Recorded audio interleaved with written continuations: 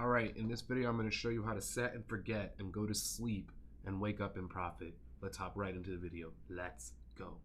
Okay guys, let me give you the checklist real quick on how the strategy works. Number one, you have to understand that the midnight candle is the most important thing in the strategy. Because if you know anything about ICT, the algorithm resets at midnight. If that means nothing to you, let's just keep it very basic. The market's manipulated, and everything's predetermined by the central bank repricing. So what does that mean for us? If we have a bullish bias, you want to see price drop down 15 to 30 pips after the midnight candle open, and then you're going to put a buy stop at the midnight open. Okay? That is going to be the strategy. So if price were to go up at the midnight open, 15 to 30 pips, then you would be putting a sell stop. Okay? Now, the problem that you might run into is you might have your bias wrong. So you might come back to me and say, hey man, this strategy is not working. Well, it's because your bias was wrong. And if you look at my other videos, I'll show you how to frame a higher time frame bias so that when you get down to intraday, you actually know what direction the market's going in. You know, for something like USD CAD, we were coming from previous week from a premium and we're down to a discount. So the first thing we want to do is put our period separators in, and look, we are in a discount. We're in a discount of previous week's range. So that in itself should tell you you're in a discount range and you're looking for buys. So let's go ahead and put Sunday open. All right, price opens there. We don't trade Sunday. We're not interested in anything with Sunday. All we're looking at is to see what Monday open midnight candle is. So let's go ahead, do that. We're gonna put the Monday candle here. Boom, Monday midnight candle, price drops down. We put a buy stop at the midnight candle open.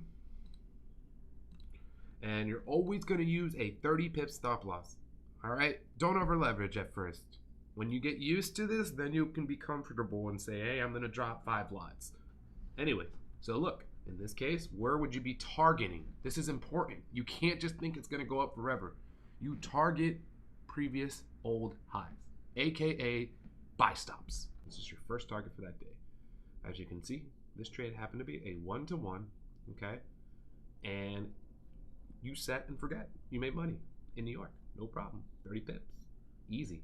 So the next day, boom, midnight open, price drops down, and you're going to do the same thing. 30 pip stop loss. Where is your target? Buy stops. Boom. This one happened to be more than a 1. It's almost a 2-to-1, okay? Look at that. So far, if you really look at it, we're 2 for 2. All right, now we get a seek and destroy day. You don't know that. You don't know that yet. So price opens and drops down first. Okay, so what was our target? We'd be targeting the low of this fair value gap. Okay, the low of this fair, from this wick to that wick makes an inefficiency in the market, a sell side inefficiency. So we want to target that. And in this case, we would stick to our rules.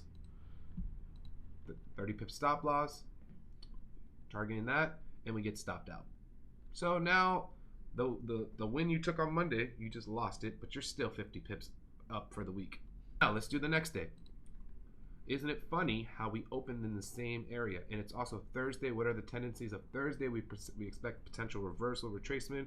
So what happened? Price opened here at midnight and went up. So in this case, we would be looking for a short according to our rules. We put a sell stop here, and we would be targeting this area. And we get stopped out again. Okay, so now we took 2 30 pip losses. That's a total of 60 pips that we've lost so far for the week using this strategy. But we had 2 winners before that. And our 2 winners were bigger than our losers. So we're still up 20 pips for the week. Now, here's the last day. Midnight price, right here. We finally actually take out that buy stop that we were targeting previous day. It takes it out. And we do what? We short the market with a 30 pip stop, and we target the same sell stops. Set and forget. Let's look at this win rate. 3 wins, 2 losses. We lost a total of 60 pips. This trade gave us 75 pips, and after we had taken those 2 losses, we were only up 20 pips. A total of 95 pips for the week. I don't know about you, but risk management makes a huge difference in whether you're going to be profitable or not. And this strategy worked perfectly. Now, what I want you to realize is, what was the range of the week here? We had our high of the week up here. We had our low of the week down here. This was a news event, obviously. But the point is, the days that we lost, we only lost because we'd failed to realize that we were in a premium. You shouldn't be buying in a premium.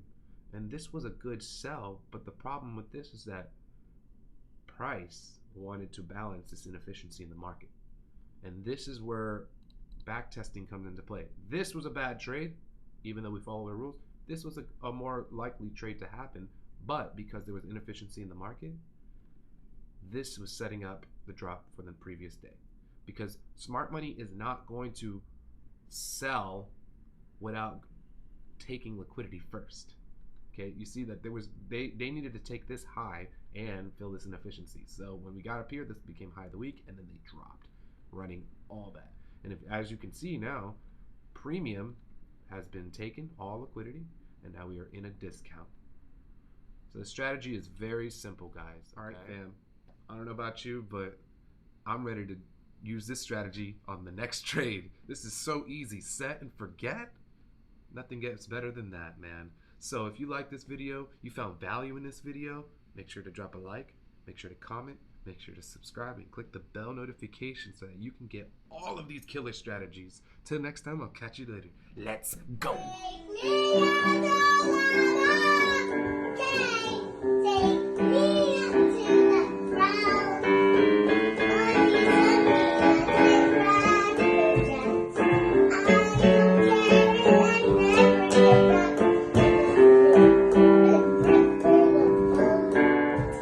If they don't win, it's a shame. And it's 2, 3 strikes, you're out of the